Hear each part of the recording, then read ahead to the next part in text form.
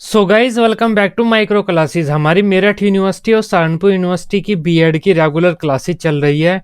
आज का हमारा सब्जेक्ट है contemporary India and education. Contemporary India की है 23वीं क्लास है। आज का हमारा टॉपिक है शिक्षा का व्यवसायीकरण। अब ये तीन तरह से आपके पेपर में क्वेश्चन आ सकता है। एक तो माध्यमिक शिक्षा का व्यवसायीकरण आ सकता है, दूसरा उच्च शिक्षा का व्यवसायीकरण आ सकता है, या फिर प्राथमिक शिक्षा का व्यवसायीकरण भी आ सकता है। कोई सी भी शिक्षा का व्यवसायीकरण पूछे, आंसर सेम ही रहेगा, बस आप नाम चेंज करते रहना। अब ये व्यवसायीकरण शिक्षा का क्या होता है, क्या इसकी विशेषताएं होती हैं, उसके बारे में हम बात करते हैं। अब देखो, दो शब्द एक जैसे से लगते हैं और इनमें काफी कंफ्यूजन बनी होती है। एक तो होता है व्यवसायीकरण, एक होता है व्यापारीकरण। ये दो शब्द हैं। व्यवसायीकरण को तो हम वोकेशनलाइजेशन बोलते हैं, व्यापारीकरण को हम कमर्शियलाइजेशन बोलते हैं। वोकेशनलाइजेशन और कमर्शियलाइजेशन। व्यवसायीकरण तो ये होता है शिक्षा का व्यवसायीकरण। हम शिक्षा में व्यावसायिक विषय रखेंगे, जैसे कि कृषि, बागवानी, हैंडक्राफ्टिंग वगैरह, पेंटिंग वगैरह, जिससे बच्चे बड़े होके कोई व्यवसाय चूज कर सके, नौकरी कर सके। शिक्षा में ऐसे विषयों को रखना जिससे बच्चे किसी व्यवसाय को करने के योग्य बन सके, उसे तो हम शिक्षा का व्यवसायीकरण बोलते हैं, वोकेशनलाइजेशन बोलते हैं। शिक्षा का व्यापारीकरण, शिक्षा का व्यापार करना या शिक्षा का धंधा बना देना शिक्षा का व्यापारीकरण होता है। जैसे प्राइवेट स्कूल क्या करते हैं, महंगी फीस लेते हैं। कोई अच्छा एक पैसे वाला आदमी है, वो क्या करेगा, 3-4 प्राइवेट स्कूल खोल देगा, कॉलेज खोल देगा, महंगे पैसे लेगा, किताबों के पैसे लेगा, कपड़ों के पैसे लेगा, ड्रेस के पैसे लेगा, प्रैक्टिकल के पैसे लेगा, अलग से कहीं और से पैसे निकलवाने की कोशिश करेगा बच्चों से। तो उस एक व्यक्ति ने क्या किया, शिक्षा को ही अपना धंधा बना दिया, शिक्षा को ही अपना व्यापार बना दिया। तो शिक्षा का व्यापारीकरण होता है प्राइवेट स्कूल खोलकर बच्चों से ज्यादा पैसे लेकर शिक्षा को अपना व्यापार बना देना। और शिक्षा का व्यवसायीकरण होता है शिक्षा में ऐसे विषय रखना जिससे बच्चे बड़े होकर कोई अपना एक व्यवसाय चुन सकें और अपना खुद का जो खर्चा होता है या अपनी जो पारिवारिक आय है उसका एक साधन ढूंढ सके। इन दोनों में ये अंतर होता है। अब ये थोड़ा कंफ्यूजन बनी हुई है, कोई व्यवसायीकरण को ये व्यापारीकरण का नाम दे देता है, कोई व्यापारीकरण को बोल देता है व्यवसायीकरण होता है। तो ये दोनों आपस में इंटरेक्सचेंज होते रहते हैं। इस वजह से आप वोकेशनलाइजेशन और कमर्शियलाइजेशन ये दोनों आप ध्यान रखना, क्योंकि व्यापारीकरण को कोई कोई व्यक्ति क्या करता है, व्यवसायीकरण भी कह देता है। कहीं कहीं पर आपको व्यवसायीकरण भी लिखा हुआ मिल जाएगा, कमर्शियलाइजेशन को कहीं कहीं पर आपको व्यवसायीकरण भी देखने को मिल जाएगा। तब पेपर में एक बार इंग्लिश में पढ़ लेना, उसके अकॉर्डिंग आप अपना क्वेश्चन लिख सकते हैं। व्यवसायीकरण शिक्षा में विषयों को रखना, ऐसे विषयों को जिससे बच्चे बड़े होकर अपना कोई एक व्यवसाय खोल सके। व्यापारीकरण शिक्षा का व्यापार बना देना, प्राइवेट स्कूल खोल देना, महंगी महंगी फीस लेना उनसे, तो अपना हमने एक व्यापार बना दिया है शिक्षा का। मैं शिक्षा का बिजनेस करता हूँ, स्कूल खोलता हूँ, बच्चों से ज्यादा पैसे लेता हूँ, इससे मेरा खर्चा चल रहा है और यही मेरा धंधा है। तो वो शिक्षा का व्यापारीकरण हुआ। सामान्यतः दो शब्द एक ही अर्थ में लिए जाते हैं, शिक्षा का व्यवसायीकरण और शिक्षा का व्यापारीकरण। अब परंतु इन दोनों में काफी अंतर होता है। क्या अंतर होता है मैं आपको बता चुका हूं, परंतु इनमें काफी अंतर होता है। शिक्षा का व्यवसायीकरण से तात्पर्य शिक्षा में ऐसे विषय रखने से है जिन्हें पढ़कर छात्र किसी व्यवसाय को करना सीख सके तथा अपनी जीविका का निर्वाह कर सके, कृषि, वाणिज्य, तकनीकी, हस्तकला, शिल्पकला आदि। तब ऐसे विषय हम रख सकते हैं शिक्षा के व्यवसायीकरण में, ये सब्जेक्ट पढ़ा सकते हैं हम बच्चों को, कृषि, वाणिज्य, कॉमर्स, तकनीकी, हस्तकला, शिल्पकला, हैंडक्राफ्टिंग वगैरह, ड्राइंग वगैरह। शिक्षा का व्यापारीकरण से तात्पर्य शिक्षा का व्यापार करने से है। वर्तमान समय में बहुत से व्यक्ति ऐसे हैं जो विद्यालयों का निर्माण इस उद्देश्य से करते हैं कि यह उनके लिए धन कमाने के साधन है। इन लोगों ने शिक्षा को अपना एक पेशा बना दिया है। वे अपने विद्यालयों में छात्रों से अधिक फीस की मांग करते हैं। शिक्षा का व्यापारीकरण इसे ही बोलते हैं। अब ये शिक्षा का व्यापारीकरण है। सभी प्राइवेट स्कूल इसका जीता जागता उदाहरण है। शिक्षा का व्यापारीकरण तो क्या हुआ, प्राइवेट स्कूल खोलकर अपना शिक्षा का धंधा चालू कर देना। व्यवसायीकरण क्या हुआ, शिक्षा में हम ऐसे सब्जेक्ट बच्चों को पढ़ाएंगे जिन सब्जेक्ट को पढ़कर बच्चे अपना एक व्यवसाय खोल सके और अपने जो आजीविका है उसका एक साधन चुन सके। तो ये होता है। अब बात कर लेते हैं अपने मेन हेडिंग की, जो है शिक्षा का व्यवसायीकरण। अब व्यवसायीकरण क्या होता है वो तो आप समझ ही पाए, वोकेशनलाइजेशन ऑफ एजुकेशन, शिक्षा का व्यवसायीकरण। प्राथमिक का आता है तो आप प्राथमिक लिख देना, प्राथमिक शिक्षा का व्यवसायीकरण। माध्यमिक शिक्षा के बारे में पूछते हैं तो माध्यमिक का लिख देना आप। उच्च शिक्षा के बारे में पूछते हैं उच्च शिक्षा का लिख देना। पेपर में क्वेश्चन कैसे आता है, लॉन्ग क्वेश्चन में आता है। ये क्या आएगा, आपसे पूछेगा पेपर वाला कि शिक्षा का या क्या पूछता है मोस्टली पेपर वाला, माध्यमिक शिक्षा का व्यवसायीकरण क्या है, माध्यमिक शिक्षा के व्यवसायीकरण से आप क्या समझते हैं, माध्यमिक शिक्षा के व्यवसायीकरण हेतु आप कौन से विषय रखेंगे, या फिर माध्यमिक शिक्षा के व्यवसायीकरण के क्या लाभ हैं। तो शिक्षा का व्यवसायीकरण क्या होता है, कौन से विषय आप रखेंगे, सब्जेक्ट कौन से चुनेंगे और उसका लाभ क्या होता है, यह लॉन्ग क्वेश्चन के रूप में आता है। मोस्ट इंपोर्टेंट क्वेश्चन है जो बीएड एग्जाम में आता है। इसके बारे में अब लॉन्ग क्वेश्चन की तरह पढ़ते हैं। सबसे पहले तो हम शिक्षा के व्यवसायीकरण के बारे में थोड़ा सा लिख देते हैं। थोड़ा सा आपने पहले पढ़ लिया है, आप चाहे तो वो भी लिख सकते हैं अपने शब्दों में। व्यवसायीकरण का सामान्य शब्दों में अर्थ होता है किसी व्यवसाय में प्रशिक्षण, अर्थात विद्यार्थी को कोई एक व्यवसाय सिखाना ताकि वह अपना जीवन यापन सुगमता से कर सके, सुगमता से। व्यवसायीकरण का क्या अर्थ होता है, किसी बच्चे को किसी व्यवसाय में प्रशिक्षण देना या फिर उसे कोई व्यवसाय सिखाना ताकि वह अपना जीवन यापन सुगमता से कर सके। विस्तार से यदि व्यवसायीकरण को समझे तो इसका अर्थ होता है शिक्षा के साथ साथ उन विषयों की भी व्यवस्था की जाए जो छात्रों को शिक्षा के साथ साथ किसी व्यवसाय में भी कुशल बनाए, जिससे छात्र शिक्षा प्राप्त करने के बाद अपना कोई व्यवसाय शुरू कर सके या फिर उन्हें आसानी से किसी व्यवसाय में नौकरी प्राप्त हो जाए। तब ये होता है शिक्षा का व्यवसायीकरण। बच्चों को जो हम नॉर्मल सब्जेक्ट पढ़ा रहे हैं, कौन कौन से पढ़ा रहे हैं, एक तो भाषा पढ़ा रहे हैं, हिंदी, इंग्लिश, उर्दू, इसके अलावा संस्कृत वगैरह, पंजाबी वगैरह। दूसरा मैथ पढ़ा रहे हैं, तीसरा साइंस पढ़ा रहे हैं, चौथा एसएसटी पढ़ा रहे हैं। अब ये सब्जेक्ट पढ़ाने के बाद उन्हें नौकरी थोड़ी मिलेगी। हम उसे भाषा सिखा दे बच्चे को, हिंदी भाषा अच्छी तरह से शुद्ध बोलनी, नौकरी थोड़ी मिल जाएगी उसे। मैथ्स सिखा दे, मैथ्स से वह अपने जीवन को आसान कर सकता है लेकिन नौकरी थोड़ी मिलेगी। साइंस या फिर सोशल साइंस उसे हम कितनी पढ़ा दे, हिस्ट्री, ज्योग्राफी, उससे क्या होगा, नौकरी थोड़ी मिल जाएगी। तब ये सब्जेक्ट तो हम बच्चों को पढ़ाएंगे ही पढ़ाएंगे। इन सब्जेक्ट के साथ हम ऐसे सब्जेक्ट बच्चों को पढ़ाएंगे जिन सब्जेक्ट को पढ़कर बच्चों की नौकरी लग सकती है। जैसी एक तो हैंड क्राफ्टिंग होता है, इससे बच्चे क्या करेंगे, बड़े होकर हैंड क्राफ्टिंग करना शुरू कर देंगे, हाथों के द्वारा शिल्प कला करनी शुरू कर देंगे, नौकरी लग जाएगी उनकी, या फिर अपना कोई बिजनेस शुरू कर सकते हैं।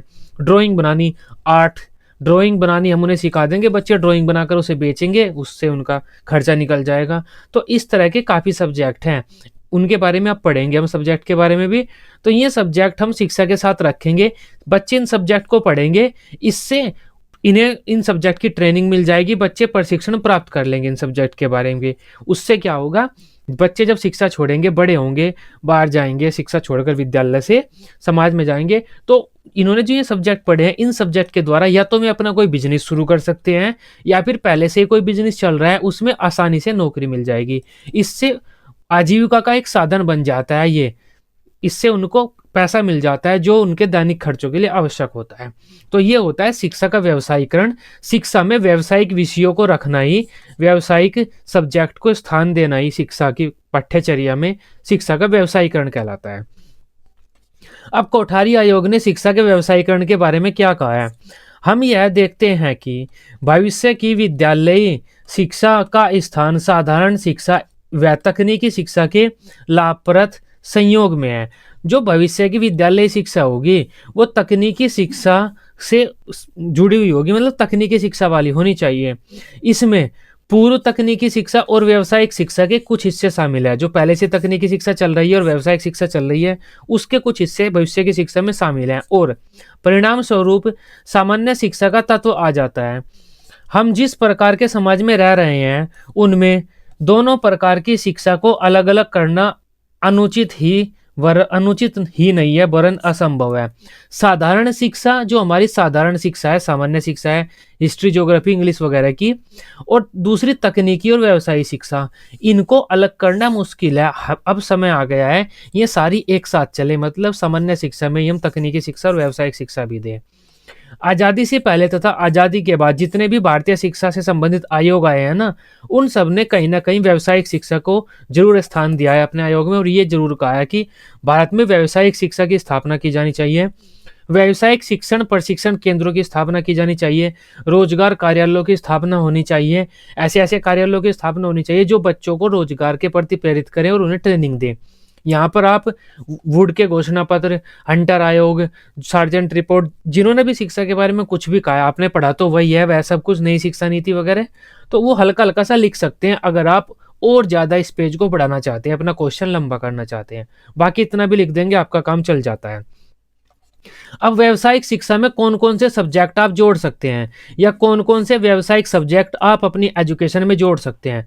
सबसे पहला तो शिल्पकला, हस्तकला हो जाता है, हैंडक्राफ्टिंग वगैरह बोलते हैं, लकड़ी पर नक्काशी करना, औजार बनाना छोटे-छोटे से, पत्तल बनाना या फिर पेंटिंग करना, हाथों से हम किसी चित्र वगैरह बना देते हैं कहीं पर। इसके अलावा हम क्या करते हैं, हाथों से ही अपना कोई नया डिज़ाइन बना देते हैं किसी चीज़ का, उसे बेच देते हैं। तो वो हैंडक्राफ्टिंग, जैसे कि वेस्ट मटेरियल से हम कुछ करते हैं ना, वेस्ट मटेरियल पड़ा हुआ है, हमने उससे अपना एक मोमबत्ती स्टैंड बना दिया या कुछ बना दिया, वो सब हैंडक्राफ्टिंग होता है।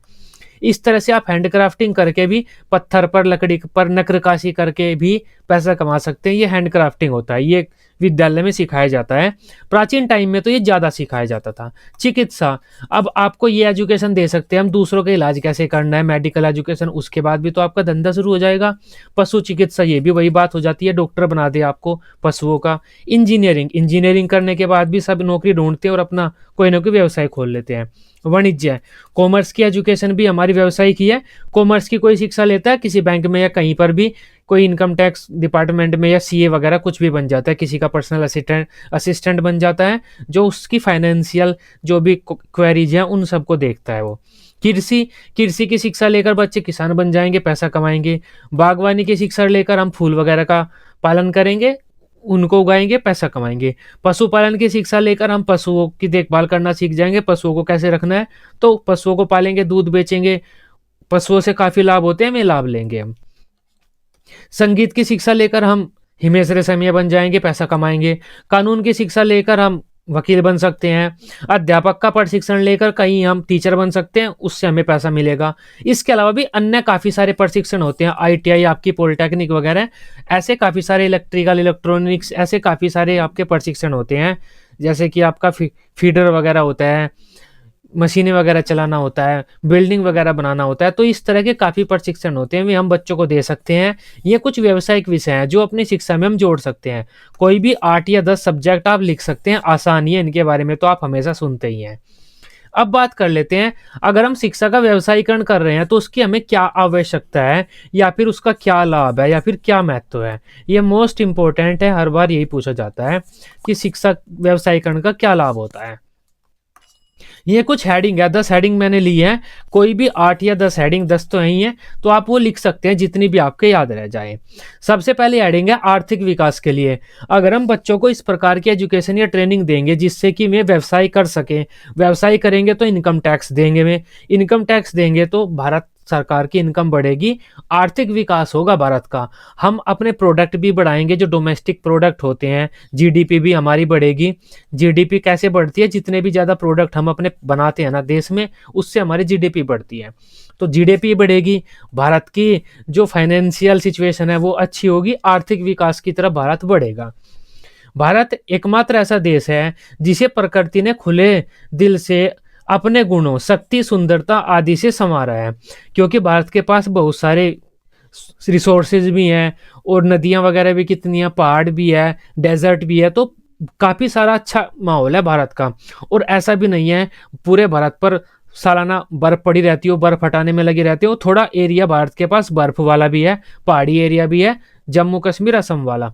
तो सारी चीज़ें प्रकृति ने भारत को दी हैं, परंतु इतने अच्छे सशक्त प्राकृतिक साधनों के बावजूद भी हमारे देश की आर्थिक व्यवस्था उतनी अच्छी नहीं है, सुदृढ़ नहीं है जितना इसे होना चाहिए था।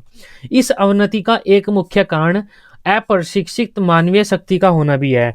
अब हमारी जो आर्थिक शक्ति है वो अच्छी नहीं है, उसका एक कारण ये भी है, जो मानवीय शक्ति, जो हमारे बालक है, हमारे मानव की शक्ति है, वह अप्रशिक्षित है, उसे हमने कोई भी प्रशिक्षण दिया ही नहीं। यह भी सत्य है कि जनसंख्या की दृष्टि से हमारा देश दुनिया में दूसरे स्थान पर आता है और प्रकृति ने इसे दोनों हाथों से सींचा है। परंतु हमारी अयोग्य शिक्षा प्रणाली वह कारण है जिससे देश आर्थिक विकास की बुलंदियों को छू नहीं पाया है। शिक्षा प्रणाली हमारी कहीं ना कहीं पीछे रह गई है, उसमें शिक्षा प्रशिक्षण नहीं है। अब समय आ गया है जब हमें अपने छात्र छात्राओं को व्यावसायिक तथा व्यवहारिक रूप से कुशल बनाना होगा, ताकि वे उद्योगों तथा तकनीकी के क्षेत्रों में उन्नति कर सके, उन्नति की योजनाओं में सार्थक अपना योगदान दे सके और हमारे देश को आर्थिक रूप से सशक्त व खुशहाल बना सके। एक तो ये हो जाता है, अगर हम व्यावसायिक शिक्षा देंगे, बच्चे अपना व्यवसाय शुरू करेंगे, नौकरी करेंगे, पैसा कमाएंगे, नया प्रोडक्ट बनाएंगे कोई भी विद्यालय छोड़कर, तो उससे हमारे देश की आर्थिक व्यवस्था सुधरेगी, आर्थिक रूप से हम सुदृढ़ होंगे। दूसरा होता है बेरोजगारी की समस्या को हल करने में भी इसका काफी सहयोग होता है। बेरोजगार बालक फिर रहे हैं, अगर हम उन्हें पहले किसी व्यवसाय की ट्रेनिंग दे दें तो वे उस व्यवसाय से संबंधित कोई ना कोई काम कर लेंगे और अपना खर्चा तो निकाल ही लेंगे, बेरोजगार नहीं फिरेंगे। भारत में बेरोजगारी की समस्या दिन प्रतिदिन बढ़ती जा रही है। ऐसे में व्यावसायिक शिक्षा बेरोजगारी की समस्या को दूर करने में सक्षम है। अतः शिक्षा में व्यवसायीकरण से शिक्षित लोगों में बेरोजगारी की समस्या को दूर किया जा सकता है। निसंदेह शिक्षा का जो व्यवसायीकरण है वह विद्यार्थियों को या व्यावसायिक शिक्षा विद्यार्थियों को किसी एक व्यवसाय में निपुण बनाती है। महात्मा गांधी ने इस बारे में क्या कहा था, ये एक स्टेटमेंट है, अंडरलाइन कर देना इसे या फिर ब्लैक पेन से लिख देना। महात्मा गांधी ने क्या कहा था कि हमारी शिक्षा बेरोजगारी के विरुद्ध एक प्रकार का बीमा होनी चाहिए। आत्मसंतुष्टि के लिए अगर कोई बच्चा शिक्षा लेता है और उसके बाद वह कोई व्यवसाय खोल लेता है, उसका पैसा आना स्टार्ट हो जाता है, तो उससे उस बच्चे को आत्मसंतुष्टि भी मिलती है। तो आत्मसंतुष्टि प्राप्त करने के लिए भी व्यावसायिक शिक्षा काफी अच्छी होती है। अपने आप को मानव केवल उस समय आत्मसंतुष्ट समझता है जब उसे अपनी पसंद का व्यवसाय मिल जाए, और शिक्षा में व्यवसायीकरण से विद्यार्थियों को पूरा तो नहीं परंतु कुछ हद तक उनकी रुचि के अनुरूप कोई ना कोई व्यवसाय मिल ही जाता है। हम ये नहीं कहते कि शिक्षा का व्यवसायीकरण करने से सभी बच्चों को 100% जो स्टूडेंट हैं उन सबको उनकी पसंद का व्यवसाय पूरी तरह से मिल जाएगा, लेकिन सबको तो नहीं, लेकिन कुछ न कुछ हद तक किसी न किसी प्रकार का बच्चों को व्यवसाय मिल जाता है जो उनकी रुचि के अनुरूप होता है। इससे उन्हें अपना जीवन यापन करने में आसानी होती है, जिससे उन्हें कुछ न कुछ हद तक की संतुष्टि और आत्मसंतुष्टि तो अवश्य प्राप्त होती है। शिक्षा का प्रचार प्रसार करने के लिए अब देखो, अगर हमारी शिक्षा ऐसी होगी कि हम उसमें लैंग्वेज पढ़ा रहे हैं, एसएसटी पढ़ा रहे हैं, साइंस पढ़ा रहे हैं, ऐसे सब्जेक्ट पढ़ा रहे हैं, तब हम ऐसे सब्जेक्ट अगर पढ़ा रहे हैं तो बच्चे इन सब्जेक्ट को पढ़ेंगे, विद्यालय छोड़ देंगे, बाद में उनकी नौकरी नहीं लगेगी। तो जो दूसरे बच्चे विद्यालय में आने वाले हैं वे सोचेंगे कि शिक्षा लेके क्या फायदा, पढ़ के क्या फायदा, जब नौकरी तो नहीं लगेगी, बाद में हमें कहीं ना कहीं ट्रेनिंग ही करनी होगी, तो हम शिक्षा लेने के बजाय सीधा ट्रेनिंग ही कर लेते हैं, कोई धंधा तो चलेगा हमारा। तब शिक्षा के प्रचार प्रसार में भी व्यावसायिक शिक्षा काफी योगदान देती है। अगर हम शिक्षा में ऐसे विषयों को रखते हैं जिनके द्वारा बच्चे नौकरी कर सकते हैं या अपना कोई व्यवसाय चुन सकते हैं, तो जो दूसरे बच्चे शिक्षा प्राप्त करने वाले हैं वे शिक्षा की तरफ बढ़ चढ़कर सामने आते हैं, वे शिक्षा लेना चाहते हैं। पेरेंट्स जो हैं, अभिभावक में अपने बच्चों को कहते हैं कि शिक्षा प्राप्त कर लो, उसके बाद तुम कोई ना कोई व्यवसाय कर लोगे, तुम्हारा काम चल जाएगा, तुम्हारा खर्चा निकलता रहेगा। तो सरकार जो शिक्षा का प्रचार प्रसार करना चाहती है ना, शिक्षा का व्यवसायीकरण कर दे, प्रचार प्रसार अपने आप होता रहेगा। बच्चे खुद शिक्षा लेने के लिए घर से निकलकर विद्यालयों में आएंगे, खुद कहेंगे कि हमें शिक्षा दो, हमें ट्रेनिंग दो, क्योंकि हमें कोई काम चालू करना है, अपना पैसा कमाना है, हमें अपने मम्मी पापा की सपोर्ट करनी है। शिक्षा में व्यावसायिक विषयों को स्थान देने से शिक्षा के प्रचार प्रसार में भी सहयोग मिलता है। व्यावसायिक विषयों की शिक्षा प्राप्त करके छात्र या तो अपना कोई व्यवसाय शुरू कर सकते हैं या फिर वे कहीं नौकरी कर सकते हैं उस व्यवसाय से संबंधित। इससे वे अपनी आजीविका आसानी से चला सकते हैं।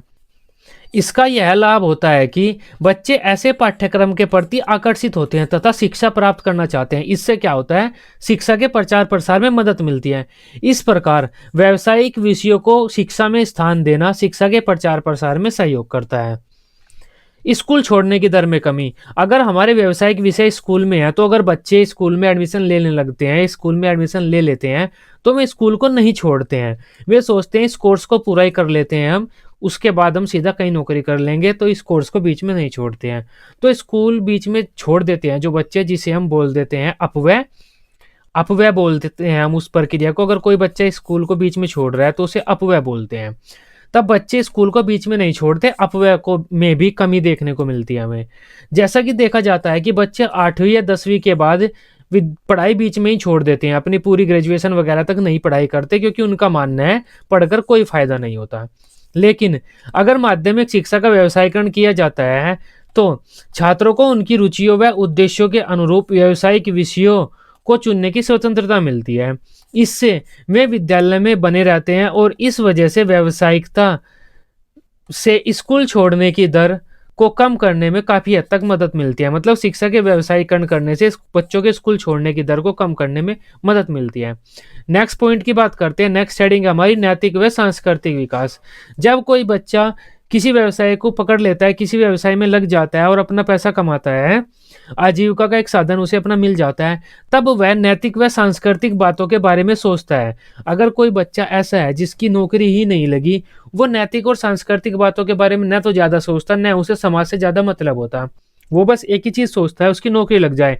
जब उसकी नौकरी लग जाती है, हर महीना पैसे आने शुरू हो जाते हैं, तब वो दूसरे जो व्यक्ति है उनके साथ नैतिकता और सामाजिकता की, सांस्कृतिक की बातें करता है। तो बच्चों के नैतिक और सांस्कृतिक विकास में भी काफी योगदान होता है इसका, शिक्षा में व्यवसायीकरण का।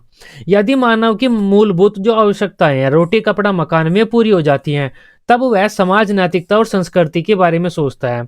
और शिक्षा का व्यवसायीकरण से विद्यार्थी अपनी पसंद का रोजगार कर सकते हैं, जो उन्हें धन के साथ साथ संतुष्टि भी देता है और आर्थिक रूप से सबल बनाने में मदद करता है।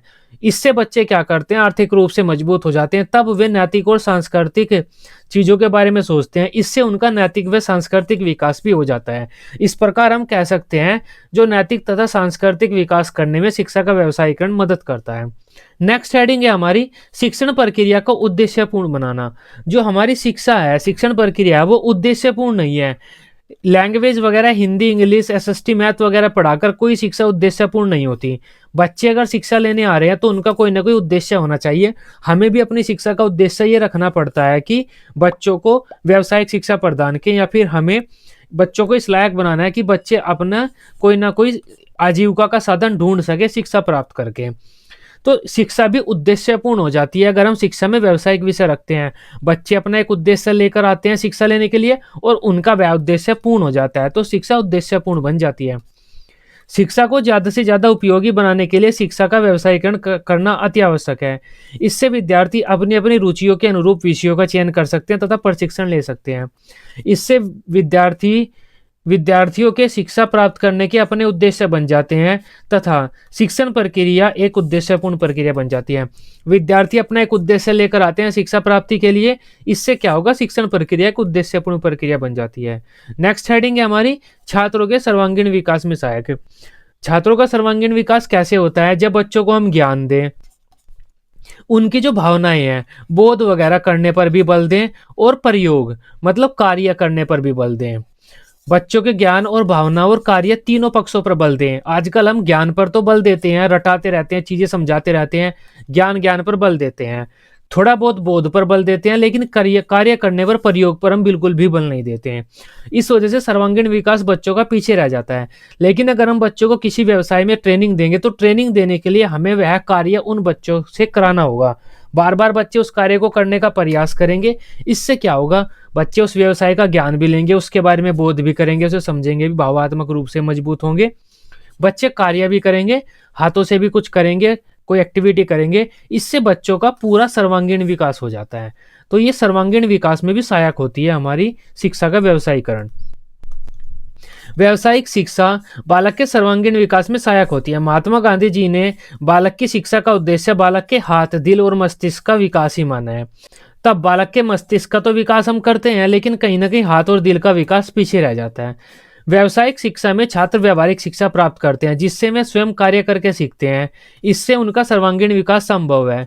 यह उनके लिए रोजगार के अवसर मुहैया कराने तथा उनमें छुपी हुई प्रतिभाओं को भी बाहर निकालने में सहयोग करता है। तो इस प्रकार बच्चों का सर्वांगीण विकास हो जाता है।